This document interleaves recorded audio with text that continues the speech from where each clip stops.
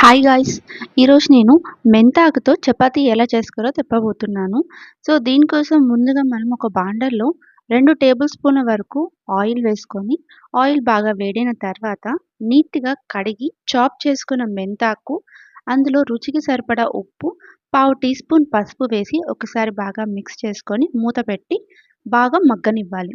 చూసారా? ఇలా మగ్గిన తర్వాత ఒకసారి అలాగా మిక్స్ చేసి పక్కన పెట్టుకోవాలి. ఇప్పుడు చపాతీలు చేసుకోవడం కోసం మీకు ఎంత కావాలో అంత గోధుమ పిండి తీసుకొని, అందులో ఇందాక మనం ఫ్రై చేసుకున్న ఆకుకూర కూడా వేసుకొని, కొంచెం కొంచెం వాటర్ ఏసుకుంటూ, కొంచెం సాఫ్ట్ చపాతీ డవ్ లాగా చేసుకోవాలి.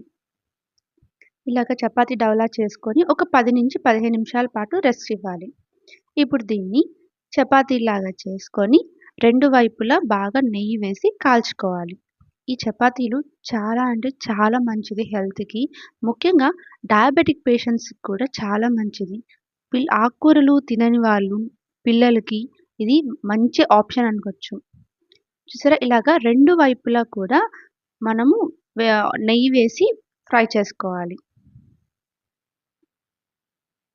ఇలా బాగా స్ప్రెడ్ చేసుకొని 2 వైపులా కాల్చుకొని, ఒక మంచి కర్రీతో సర్వ్ చేసుకుంటే వేడి వేడిగా మేథి చపాతీ రెడీ అయిపోయింది. మీరు కూడా ఈ రెసిపీని తప్పకుండా ట్రై చేయండి. Thank you for watching.